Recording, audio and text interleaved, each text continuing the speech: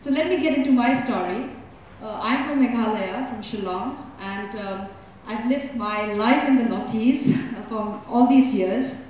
I started my journey 20 years ago, and I started my non-profit when I was just out of school. So my first non-profit was just out of high school, which is called Impulse NGO Network. And Impulse Social Enterprise is my journey, which is a hybrid model of the non-profit. So what I'm going to be sharing with you today is why enterprise is so important, as what Paul was mentioning. Why is it necessary? Why do we have to relook when we work with non-profit models? And how exactly I have done it, and what has been my challenges, will be what my entire story today would be.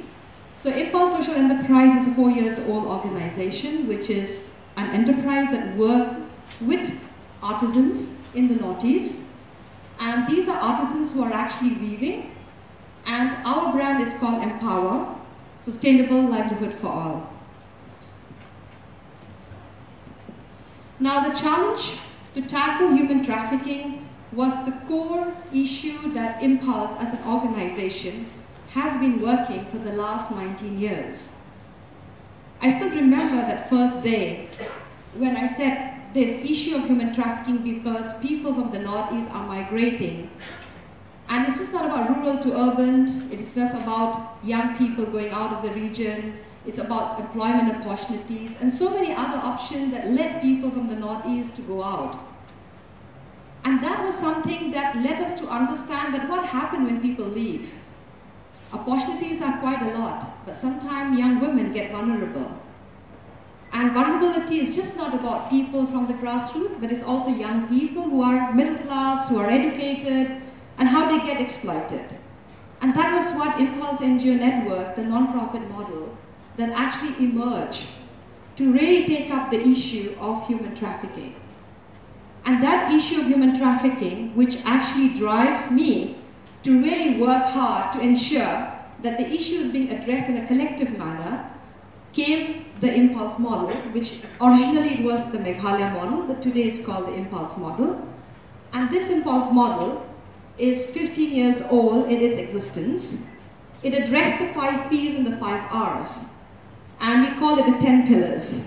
And every time I say 10 pillars, what is the 10 pillars? I said it's the 5 R and the 5 P's. What does the 5 R and the 5 P's does to really address the issue of human trafficking? It really takes up the prevention, protection, policing, press, and prosecution. And it also looks in terms of reporting, rescue, rehabilitation, restoration, and reintegration. Now, the 5 P's and the 5 R's work simultaneously, holistically, addressing the issue of human trafficking, bringing all the stakeholders to collectively respond to the issue in the absence of funding. So the whole idea of the Impulse model evolves work, sustain, without funding, but how collectively all the stakeholders, all the departments put their resources together to ensure that the human trafficking issue is being addressed. Till date, Impulse has been providing a lot of assistance. We have dealt with 4,419 rescue survivors from the noughties till date, and none of the rescue survivors got re-trafficked. The Impulse model got a lot of recognition. Last year, we were awarded the 2nd best model at the Global Development Network under the Japanese Most Innovative Development Project. And this year, the model is going to be scaled to 3 countries. That is Nepal, Bangladesh, and Myanmar. So next month, we are launching in Myanmar to replicate the whole model again, to get non-profit to work in a very collective manner, and ensure that the sustainable impact of addressing human trafficking is looked upon not just by one organization, but is looked collectively.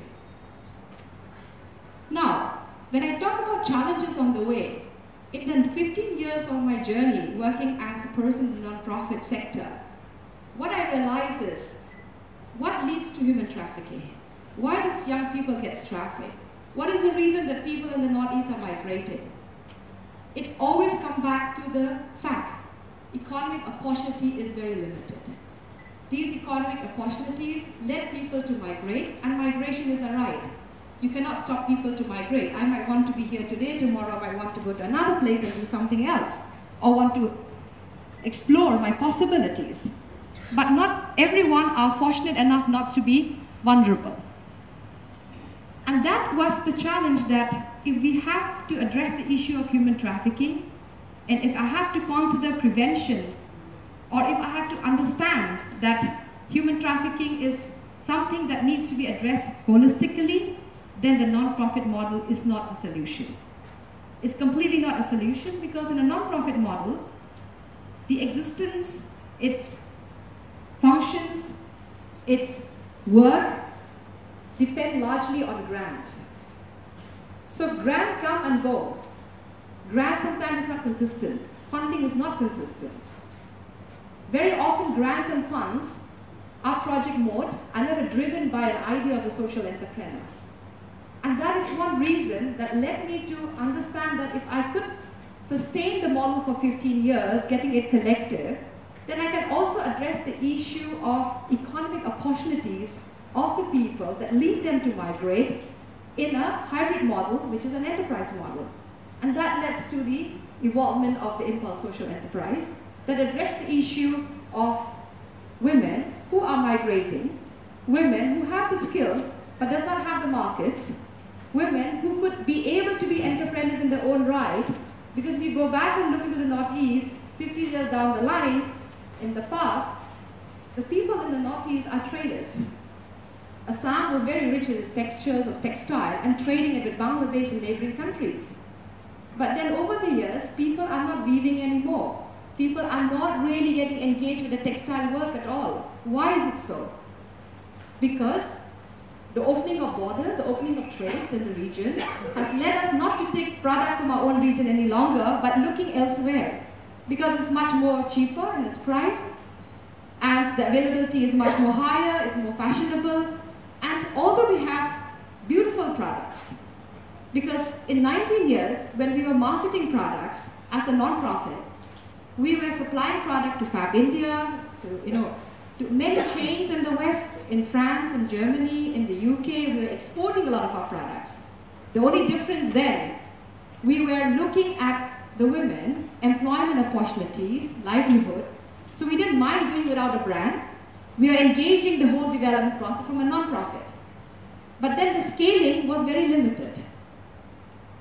It doesn't have a recognition of the Northeast. But what the hybrid model today, Impulse Social Enterprise, Empower, has an image of the Northeast, from where the product comes, who is making the product, who are these artisans, which tribe do they belong, and what do they make. So that's the difference of the social enterprise division that we evolved. And we also looked back that this is not going to be a grant-oriented. It focuses on the business. I know it's going to be a challenging point. It's very challenging, because I've gone through the journey of being a challenging, went through all the crux of it. There were times that I was saying that I'm going to leave, but there were times that no, I'm going to do it again. So it has been a huge impact that it brought, because we are engaging these artisans. And I also realized that if these artisans get the market, they will not migrate. So the end force that we're looking at non-migration that leads to human trafficking can be overcome. People in the Northeast who are vulnerable will actually be staying back home because there's a market opportunity for what they're making. So what I'm trying to tell is that it is so critical when we look at enterprise model is to look at from an impact that what Paul said, you're doing business, but the business is very social. The business that you're doing has a lot to do with communities. I know you need profit because you have to sustain an enterprise, you have to sustain the people who works, but the profit is not the end point. At the end of the day, it's the process of seeing and engaging communities, bringing change, bringing a lot of what, I think a great example of Amul, which is vibrant, and that is something very different. So for a social entrepreneur going into an enterprise mode, it is not because you're driven just by profit. There's a lot of social, driven ideologies that also go a lot with a different kind of structure. The only difference is for me, after 20 years in a non-profit, my journey is restarting again to re-look going away from non-profit to for-profit mode, which is completely very different. They are both challenging. They are challenging in its own right, but they're not impossible. It's possible. And there's so huge opportunity that can be taken up in the region that we are from, but sometimes it's very often not looked into it. Very few people come back, very few people stay back, and that's also one aspect that we find a lot of young people from the Northeast going away and doing something elsewhere, but not driven to be back in the same place. Because we are very excited to be out of the region, and for me, I'm very excited to come back home. You know, I mean, for me, it's always coming back home makes me very excited. I mean, I spent 20 days in the US I just arrived day before yesterday. The longing to be back and being back where I was doing was something that was making me more happy than where I was. But yes, like what Mukut was saying, today when I stand, it makes me very happy. But the 19 years has been a journey of its own, which I also believe that for every entrepreneur who make the first step, you have 101 questions. But if you have to be driven by what you like to do, then you have to be married to your vision. Very often when people ask me, they said, what exactly excites you? I said, I'm really married to my vision. Unless I really attain that, it doesn't make me happy. And that is something you have to really get involved. If you do go to our site, impulseempower.com, it talks about the tribes. We work with the Mission tribe, we work with the Kharbhih, we work with Assamese, we work with Garos, we work with different communities. Every of the product that we're making tells a story of who they are, what the pattern is, why the pattern is so unique, what is the difference. Interestingly, we have redeformed the gamocha. Today the gamocha is often used for all the welcoming in Assam. If you go to our website, the gamocha is a 4-in-1 scarf. You can wear as a dress, you can wear as a headgear, you can wear, as a skirt. So it's redeformed, but there's a story of gamocha. And people outside wants to know what gamocha means because everybody gets the welcome thing in Assam through gamocha. So it's all about giving the story and telling that story. The flexibility of entrepreneurship in the work that we do, or dependability of income, is these women can work from their own home. They don't really have to come to any unit. They don't really have to come to any production unit. They could be in their own house, look after the children, be involved in the agriculture work, but yet they're also earning an additional income because the skill is already there. The skill is being enhanced because there's a chamber market that's been created for these women.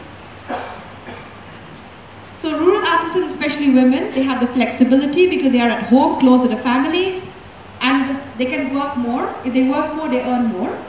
Yes, we do have the value addition to it when we say that we're not supposed to be exploited. So there's all the ethical value being applied to it. Fair trade norms are being applied to it so that they're not working over and then, and realize at the end of the day they're not earning enough. And dependability of income is that we're committed to get all the product which meets the quality requirement, and the sustainability of the income is guaranteed by the market that we produce. I mean, we're giving it to them. And the contract that we get from our domestic and international market is what actually help these women to sustain what they're making. So here is two groups of entrepreneurs, the women in the grassroots and Impulse Social Enterprise, who are the bridge in getting these entrepreneurs together to realize their dreams. The way I have my dream, they also have the dreams. So how entrepreneurs can work together, and entrepreneur doesn't mean to really be that it's only people who have the highest education. Because sometimes when I sit with these local entrepreneurs at the grassroots, I realize that they have learned the hard way to really earn that living by selling their product, and they've earned it more difficult than I would have earned to do it. So these are also the value addition of how enterprise can actually evolve the business model. And that's what Impulse Social Enterprise is all about. So 20 years, we could never, it's like give a man a fish and you feed him for a day. So 20 years, we give a man a fish, in the non-profit world. But now we're teaching them how to fish and how they should actually feed themselves for a lifetime. So that's what Impulse Social Enterprise is all about. The non-profit work evolved because we keep giving them. Today we're telling them you have to really make good product unless you don't get a market. And that's what we are doing right now. So teaching them how to fish is what Impulse Empower brand line is all about. And Today we have 100 of these artisans under the new model, the Impulse Social Enterprise. Although we have worked with 30,000 artisans in the past 20 years who are in the non-profit, today we are emerging and getting them into the journey of enterprise. So 100 has come online, and I'm looking forward the next 2 years that all of them will be coming on the same mode to take the plunge of actually getting into a hybrid model to understand that it's much more profitable and more sustainable. Thank you.